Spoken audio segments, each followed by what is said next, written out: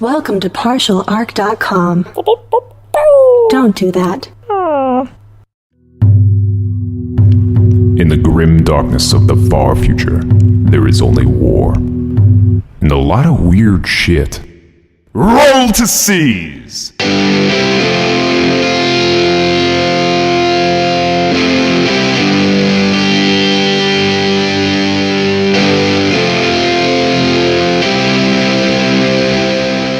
Welcome to Roll to Seize. This is episode 4. I'm your host, Jay Jones, and I'm joined by my co-host and Warhammer enthusiast, Andrew Dickinger. Hi, everybody.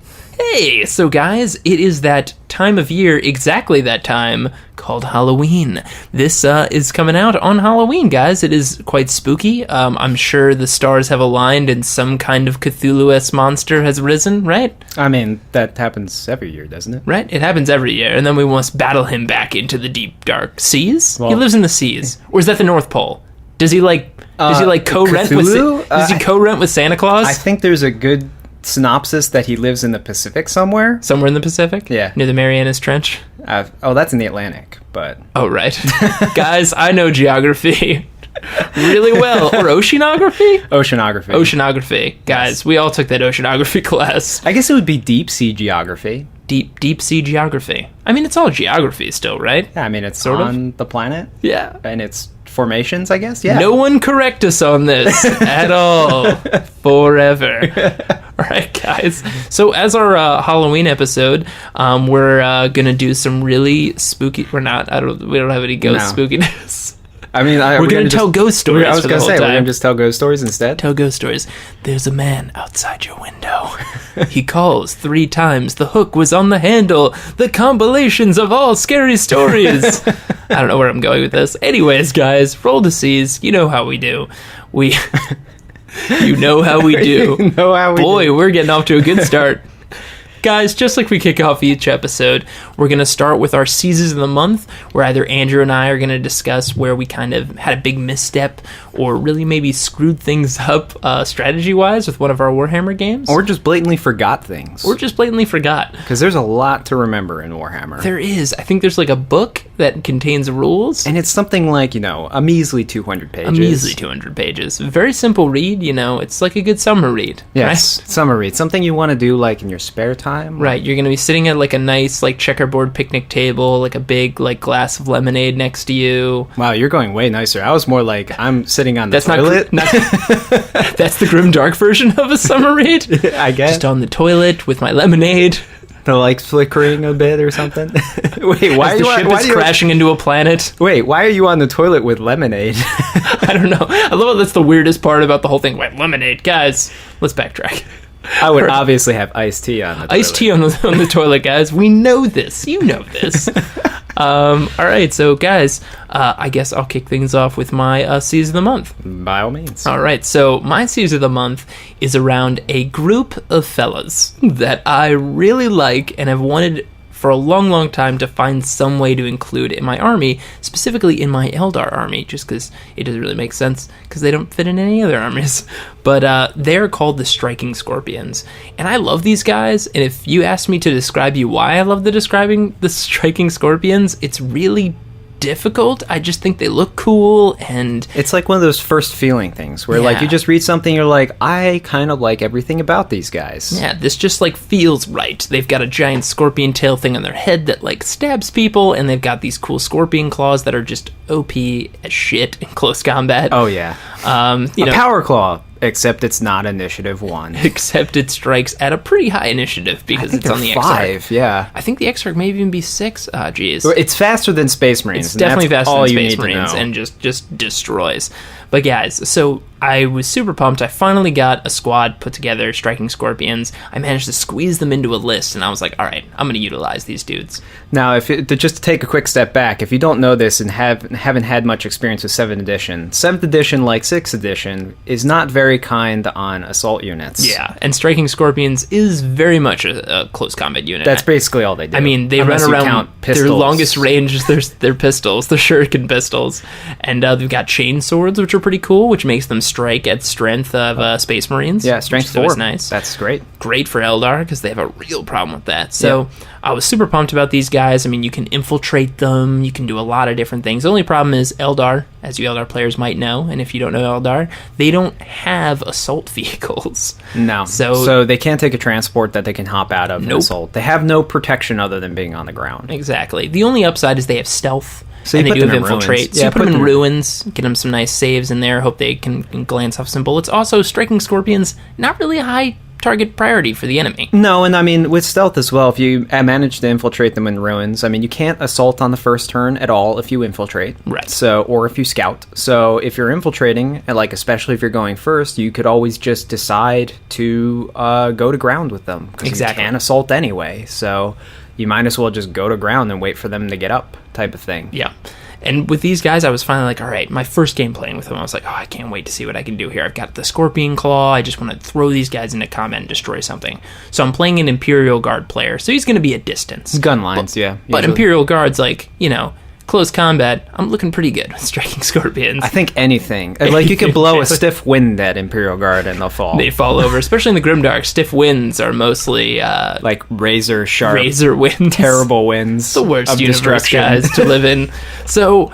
these Imperial Guards are hunkered down, this squad, and I've got my striking scorpions, but not close enough to, like, there's, like, kind of a big gap in between, and I didn't want to just leave them out standing in the middle of nowhere. Well, I assumed you infiltrated them. Yeah, I infiltrated them to get close enough. So, I mean, the minimum, or if they're in view, I mean, the closest you can get is 18 inches. Right. So it's still a good breadth. Still a good breadth away, yeah. So there's like 10 of them there, and I'm like, all right, I can maybe like get my striking scorpions up on this thing, and then maybe get a little bit closer. So I spent a lot of the game just trying to get these guys just a little bit close to the Imperial Guard guys. And sure enough, like anyone might expect, they were ignored because they're just striking scorpions. And in my kind of wrapped up of trying to make sure that these guys got there and that these precious squad of striking scorpions were as cool as I wanted them to be, they were underused. And they actually never made it to the Imperial Guards. They never killed anybody. And they were just really, really good at hiding in like tall structures and ruins and things. So kind of my C's for the month, guys, is that sometimes we can get super excited and pumped about like a specific unit that we like, and we kind of forget about that paper versus play and also how to apply them to your game and to your strategy. And that's kind of what happened to me. I was so excited to utilize striking scorpions that I didn't really think through how to utilize them correctly, and also they were so precious that I didn't risk the chance of throwing them out there to actually get into combat. Yeah, you got that too much of that attachment where you're like, I don't want to see these guys get removed from the table. Right. I want to validate these scorpions that I finally put into a list instead of using them as part of a piece of my army. Mm-hmm. So, guys, that's my big C's of the month. Striking scorpions are cool. Check them out. And please, try to be more strategic with your units, even your favorite ones. Yeah. So, Andrew, what is your C's of the month? All right, I'm going to talk about a little thing called Wargear. And how I tend... We all got it. We all love it. And how I tend to just forget half the shit I've equipped on my guys. I even write down lists on like my personal army lists to have next to me during my games, and I still manage to forget. Like in big red lettering, like, don't forget this thing. I super underline. Like, I wrote, like, in this piece of Wargame I'm going to talk about, I literally in the last tournament wrote it in huge letters, like it would be like 30 size font in a computer, and underlined it twice, and still managed to forget about it in not one, not two, but all 3 games I played. Oh, God. And I mean, to be fair, some of the special characters out there quite literally have a laundry list of special items. It's like, the Pen of Destiny. It's like, oh, shit, I forgot about the Pen of Destiny. Yeah, and it's funny, too, because he had another piece of Wargear that he's allowed to... This is for my Tau army, just in case you notice, with my Crisis Zoo Commander. He even had a piece of Wargear called the Pure Tide chip that allows him to select a special rule at the beginning of every turn. Well, that's a pretty sweet rule. Yeah, it's sweet. The thing is, I managed to forget that piece of Wargear even when it was pointless. Like, because the two things, most of the things that you would take are either Monster Hunter or Tank Hunter, which allows them to get reroll. Which are two very awesome things. Yeah, reroll wounds against monsters, creatures, reroll armor penetration against vehicles. But I'd be in like a game, like the first game I played, where there's no monsters, creatures, and no vehicles, and I'd remember to pick one of those because reasons, even though it does nothing. Right. But then still forget this other piece of Wargear that actually would have been able to do something. Which actually applies to the game. And this little piece of Wargear is called a Neuroweb Jammer. Which is a cool name. It's cool name. It's also only 2 points, which is ridiculous for what it does. Which is what, anyone is usually looking for when they're at that, 1847 or, 1843, and it's like, God damn it, I just need, 5 or 7 points. How do I fit this in here? Yeah, exactly, because most of the upgrades, are, like 10 or 15 points, and they put you, 1 or 2 points over, and you're just like, God damn it. Yeah, you don't want to be that guy. No. So, yeah, well, I mean, that's definitely frowned upon, especially in the tournament scene, is you can never be over the allowed points. Right. If need be, I mean, I've gone into tournaments where the last tournament I was in, because I couldn't find a way to fill it, I was literally 30 points down from the point number, but I just didn't have a way to fill it, so it was just like, I guess I'm going in this way. Man. But this Neuroweb Jammer, what it does is really cool. It's in the enemy shooting phase. If there's a unit within 12 inches of the character with this piece of Wargear, you can make all of their ranged weapons gets hot for that turn. Oh, God. And if you don't know what gets hot is, when you roll to hit, if you roll a 1, you have to make an armor save or the unit takes a wound. That's nice. So when you consider it's close range, it's 12 inches. Most of the time, things that shooting at you, they'd be rapid firing and firing a lot of shots and stuff like that. You get a lot of gets hot rolls. Take that, Space Marine drop pod army. Yeah, exactly. Or a Space Marine bike army. In case you didn't notice, we have animosity towards Space Marines. We love them. But it just cuts to "Banana." Jane Andrews condone Space Marines and do not dislike them. Yeah. We should have to the show. Yeah. But in all 3 games I played, all 3 of them, could have been really awesome moments where I could have used this piece of Wargear. Yeah. Even there was one moment in the second game when there was a really scary outflanking Land Raider Redeemer, one of the ones that has 2 of the strength 6 AP3 flamers or whatever. Oh, geez, on the sides. those are brutal. And I could have made them even gets hot. Gets hot, which works pretty well for something that's shooting fire out of it. Yeah, and it's great too, because if it's a template weapon, just like blast weapons, I'm not 100% sure, so don't quote me on this. I know I've been wrong with Quote rules. him, please. I know I've been wrong with rules in previous episodes, so excuse me.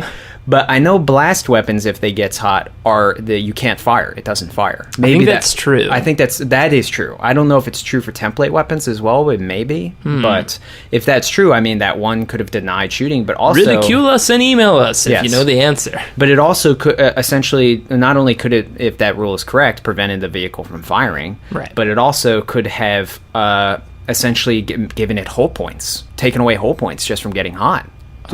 That's a good point. So it's it's doing damage to it without me doing anything, basically, which is pretty great. But in all of the other games, I mean, there's a bike squad with a bunch of grav weapons, and there's with just Space Marines, it's the 3+ saves, so that could have done something. Yeah. There's a squad of, or there was a number of times where there were the 4-gun Space Wolf flyers. Oh, right, those things. And I could have done it to any one of them because they were all in range. Really anything that's going to get in that close. I mean, it just has such a huge application for 2 points. 2 points. The utility is unbelievable. And that, in a lot of ways, shuts down a lot of, really, super kill units that people run, because what do? You run a lot of shots in as small a squad as possible, so it just deletes units. That's true. And then you do that to them, and then it's suddenly ooh. I know my warp spiders, for example, would have a lot of difficulty with that, since I've got to be at 12 inches anyway to shoot you. Yeah, and then so you have a situation like that where you're popping off 20 or so shots or something like that. Suddenly you're I don't know if I like this plan anymore, because just killing half of my squad with get hot fires. Exactly. So then my basically season of the month, ladies and gentlemen, is remember the shit you give your guys. Please don't be like me, because it could actually affect the way your games are, and hindsight is 20/20, and looking back and remembering that you forget these things and that they could have altered games is really annoying. Oh yeah, it's brutal when you just miss something in a tournament, or just get a tie, or just lose a game, and you're oh right, I could have killed all of this stuff if I had remembered this one thing. Yeah, exactly. So that's my season of the month. All right, man. Well, guys, that's our season of the month. And now moving on to our next segment, the Brown Spooky Library.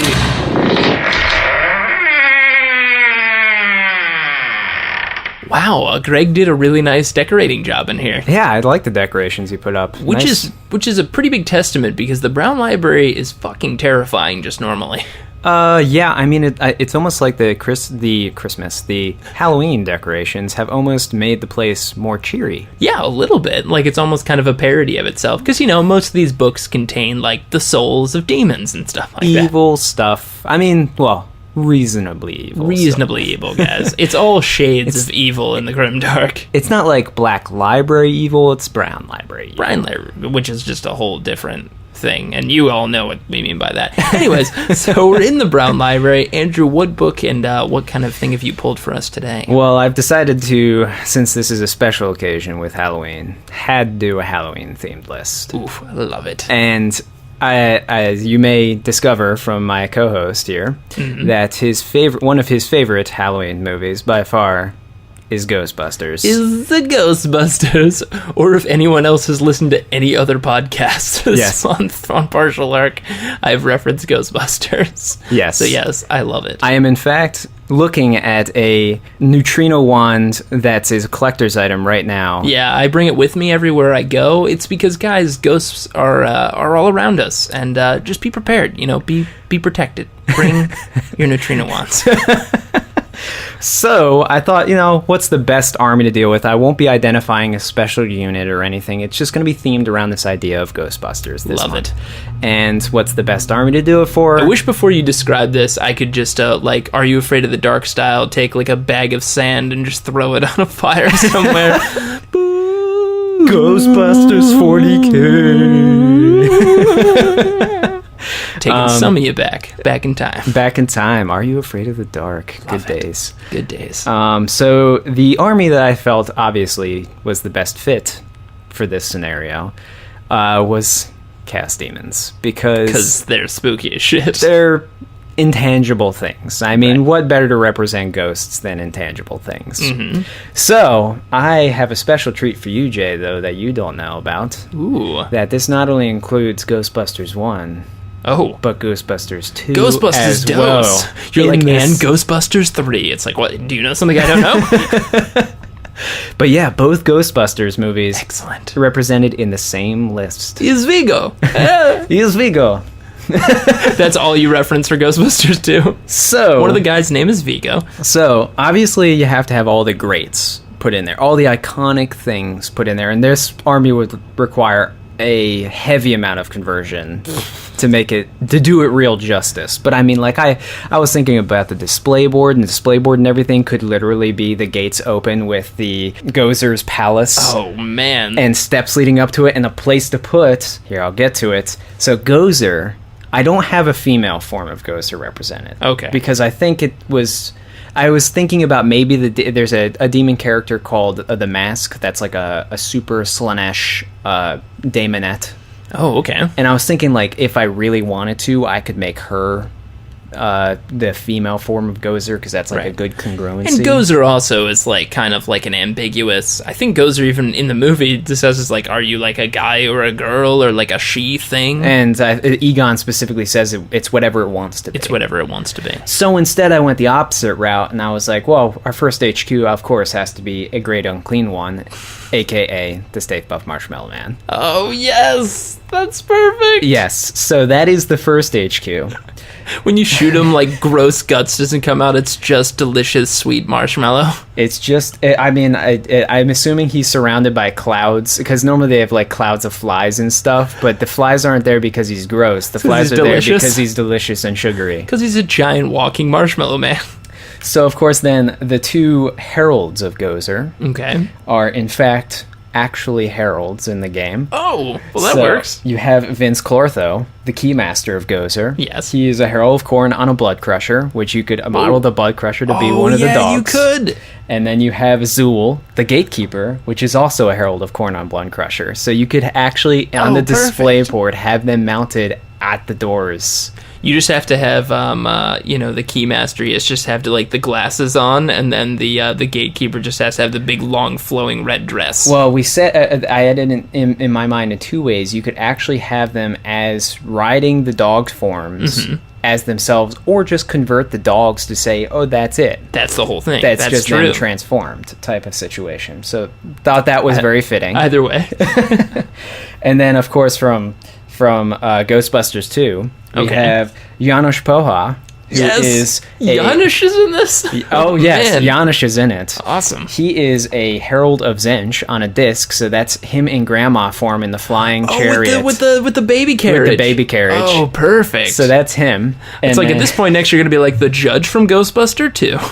It's like, whoa, we're getting all the characters. And then the other is, so he's a Herald of Nurgle, or a Herald of Tzeentch, sorry. And then you have Vigo the Carpathian. Oh, of course. Who is a Herald of Nurgle, because he has to be, because right. he's all gross and shit. Yeah, it's got that gross slime, man. What's that slime? He's on a palanquin, one of the palanquins of Nurgle, the thing that's held up by like Nurgle grossness and Nurglings and stuff. Okay. The reason that he's Nurgle, though, jump ahead a bit. Mm-hmm. One of the units that I included in the army is an elite unit in Demons called Beasts of Nurgle. Now, normally these things are basically like giant frog things that just are like happy and want to hug people, but they happen to hug people with like lethal slime. Wait, what? Okay, so these are real things. They're real things. These are frogs that want to hug people? They're frogs with like spore chimneys coming out of their backs. Oh, gross. And they're happy.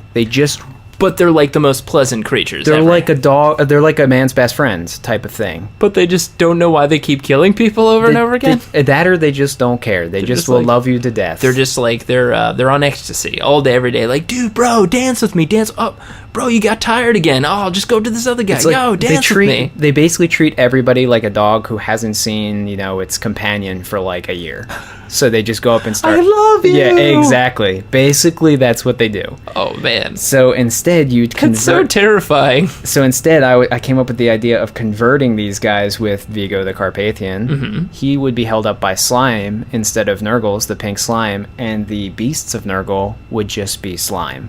Okay. So you would actually attack people with the slime of the city. That's perfect. And I was because as we see in the movie, the slime does in the bathtub. It attacks people. It goes after people. Yeah. And if we also remember, the slime can be happy or sad. So it might just be really happy and want to like dance. Make a giant Statue of Liberty dance. And like Nurgle, gross. So Nurgle, gross, slime made sense. Right, yeah. Came together. I was like, oh, that's so perfect. And what's even better is that the Heralds can only join units of the same lineage. Okay. So or lineage, same alignment is what I meant. Right. So Nurgle Herald can only join Nurgle units, blah, blah, blah, blah, blah. Mm-hmm. So you have Vigo then aloft on his perch of slime that joins the slime unit and just goes around and slimes things. That's awesome.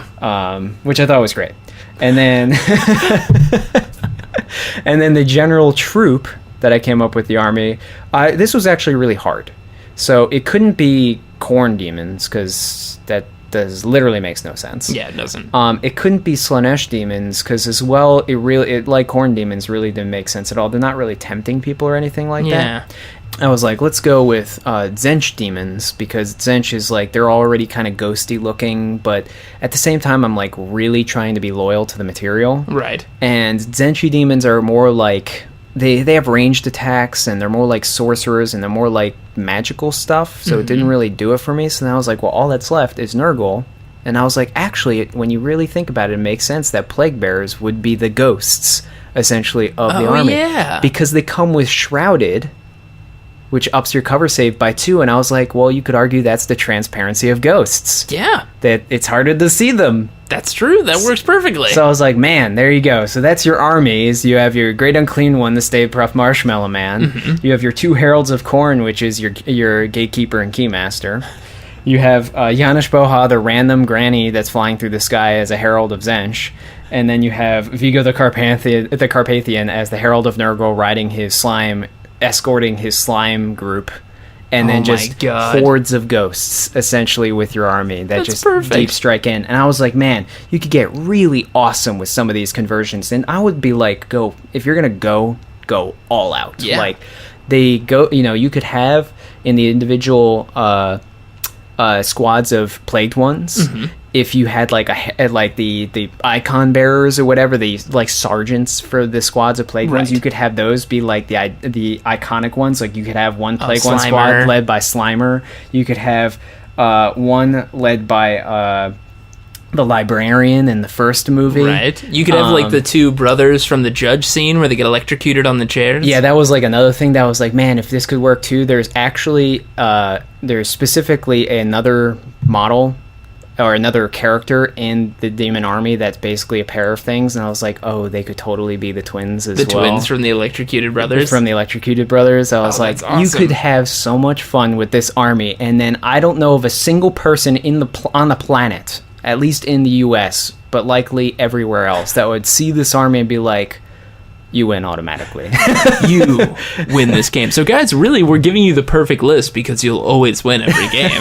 Someone will just be like, well, I'm giving you max points because this is the greatest thing I've ever seen. I mean, I'm just going to kind of ignore everything else and fight Stay Puft Marshmallow Man because I have to fight Stay Puft. Because you have to fight Stay Puft Marshmallow Man. You have to fight Stay Puft. He's going to destroy those buildings and step on your church.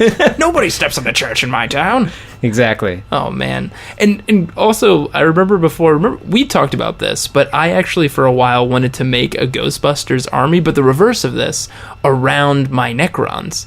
Yes. And only because Necrons, you can make an entire army of like Tesla guys. You can just make a full lightning army. So I'd love to just see a matchup of just Ghostbuster Necrons versus your evil Ghostbuster Chaos army.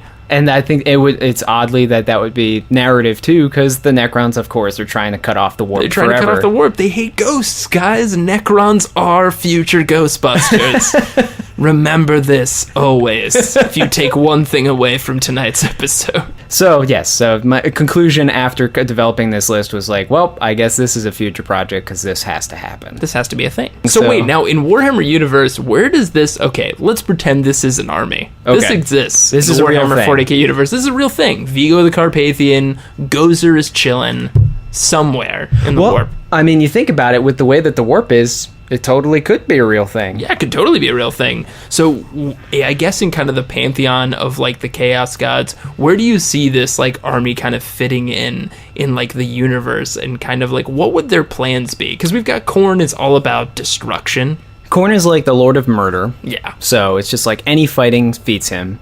Then, Nurgle is disease and decay and death. And Tzeentch is just fate. Lives of people, and then Slaanesh is any pleasure that you derive from life. Yeah, if you're all about that. Well, there's like a little spoken of chaos god that's supposed to be getting more powerful, something called Malice, that lives off of betrayal and anger towards other people, but deceit type of things. Could this be the chaos god of architecture? Well, I would...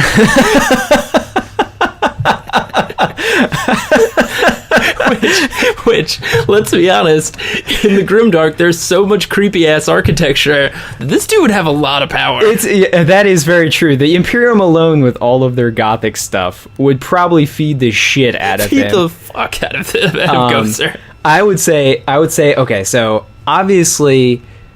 Gozer is the god if we're considering this army. He is a chaos god. I was thinking Gozer would almost be like the twisted brother / sister of Kegorok, the laughing god. Oh, okay. So they both are like the knowers of everything, but Gozer's more like, I just like to go and fuck with people, whereas Kegorok's like, I like to fuck with people but hands off. So yeah. I only exclusively fuck with chaos gods. And they only... Yes, that's... So I would imagine you would actually... And if anyone doesn't know who we're talking about, Kegorok is the last... I think surviving god of the Eldar race, right? Well, I think Kala Mentra Kane, the Avatar of Cain, the bloody-handed god, is technically alive. He's just, like, scattered. Yeah, in pieces. And there's, like, mentions of a couple other enslaved Eldar gods, like Nurgle has the Isha, the god of life, or whatever, and stuff like that. Not really mentioned. But Kegorok's the only one that basically escaped the fall. Yeah. With the whole birthing of Slaanesh and the Eye of Terror. And stuff so like Kegorok is our laughing god. So Gozer's just kind of like our, to the extreme, like a Joker, basically. It's like, yes, like it's basically like it's Kegorok's twisted brother or sister or both. Basically, like, I like to have a good time, but Gozer is fucking nuts. Twisted sibling, yeah. Gozer takes it a little too far, and all that goddamn twisted architecture, man. It just feeds him. Somehow he's just fed. Somehow Gozer is just fed off of Gothic architecture all over the place. It's the only thing I know about Gozer from Ghostbusters is that, yeah, he made this really crazy building, and then Gozer, right? He's got, like, see-through pyramids and shit. I mean, yeah, it's like... That's true. The house we see, Gozer's house, is pretty crazy architecture, guys. Actually, that now that I think about that, like, that reminds me a lot of Zench's labyrinth. Really? His realm is basically a giant crystal labyrinth. Maybe Gozer had a hand in there? Guys, we are unraveling some serious connections from Warhammer 40k to Ghostbusters. Gozer was actually the architect of Zench's castle. Interesting. That would mean that Zench would inevitably be just feeding Gozer with his twisted architecture. They don't know. That's why Gozer is really the Joker of the Chaos Gods. I would almost imagine, though, that you'd only ever very rarely see Gozer attack, like, real space, and it wouldn't be like, you know, most Chaos Gods where it's like galactic wide and they go everywhere. He'd just, like, pick out one city on one planet and just be like, choose the form. Oh my god, even more perfectly, guys. If we're really going with Gozer as the god of, like, Gothic architecture, it makes the concept of Gozer saying choose make more sense, because it's quite basically the concept of Gozer being the god of architecture makes more sense, because if Gozer is saying choose the form, it's basically asking you to quote unquote construct your own destruction. I'm taking this pretty far. Yeah. And also it makes the slime also be like Gozer's putty. You took it so far. Oh man, this is just getting out there. I'm really reaching for this one, guys. Yeah. It started as a joke, and now I'm just really trying to make the connections. But you think about it as well, like, it's never really mentioned what happens when people die. I mean, they just enter the warp and become part of it. I guess their souls. They go into slime form. Maybe Gozer has the ability to either take people and make them slime. Yeah. Literally, like, animate slime form of the warp, or he can actually take people that have, like, particularly dark souls and make them ghosts that work for him. Oh man, I love this. Gozer is officially part of Warhammer canon. No one can change it. No one. Guys, well, that was our. I think that was our entry in the Brown Library. Indeed. That was quite spooky, Andrew. Thank you. Spooky. All right, so now we have our Dakka of Dakkas. So, what is our comment from the community this month? Now I don't have a comment specifically related to this list because there are so many Ghostbuster lists out there, guys. And by so many, you mean like none. None. Yeah. But more like I wasn't ready to unveil this to the world, basically, because, you know, if you have a good idea, you got to hold on to it as long as you can. Right. And if everyone knows about Gozer, I mean, we're fucked. Coming after us. What do you do? I mean, he's the Destructor. Makes sense. But the comments, I'd really just actually more like to comment on comments in general on forums, if that's okay. Sure. So, you know, we've said a lot of silly stuff based on our lists, but the most important thing I'd like to point out is, you know, just keep the animosity down a little bit. Yeah. The internet tends to get a little hostile. It does. And, you know, the internet's not a place for you to be screaming at people just because you disagree with them. Exactly. And guys, you know, again, this is like, even talking around this holiday, Halloween is a fun, spooky, crazy time, but it's great when we're all having fun and we're really getting into the themes of it and having a good time. So don't ruin it for other people and really just get hyped up on each other. Yeah, and I mean, it's just like a conversation I had with somebody on the forums the other day, on the Dakkas forum specifically, since that's what we reference mostly. The most important thing of the game is to have fun. Yeah. If you're not having fun, what is the point? Like, I understand it's a competitive environment, and you can take it seriously and be disappointed and stuff like that, but if you're not in the end having fun through that disappointment, then why are you doing it? What's the point? Yeah. There's no reason. And it's just like you can have different opinions based on your experiences with other people. That doesn't make you right. That doesn't make them right. You could be right or wrong. So just try and take it easier and more enjoy Take a moment, the hobby. breathe. Yes. Have fun with it, guys. And fucking make a Ghostbusters army, please. Ghostbusters armies. This needs to be everywhere. Yes. Well, guys, happy Halloween. That was episode 4 of Roll to Seize. We'll be posting a new episode every month. If you'd like to download more episodes or check out other similar podcasts, head over to partialarc.com. That's arc with a C. Of course, you can email us any questions at rolltoseize@gmail.com or follow us on Twitter and Instagram at partialarc. And be sure to head to dakkadakka.com and go to the Roll to Seize blog to share your own seizes of the month. Thanks for listening, and your fun fact for this month is... in the 40k universe, not only is life terrible, but apparently death is terrible too, because you just die and become part of the most awful place in the universe. Exactly. That's why you got to roll with Eldar, man. They've got the stay away from terrible time. They've got pass. like death vacation. Death vacation.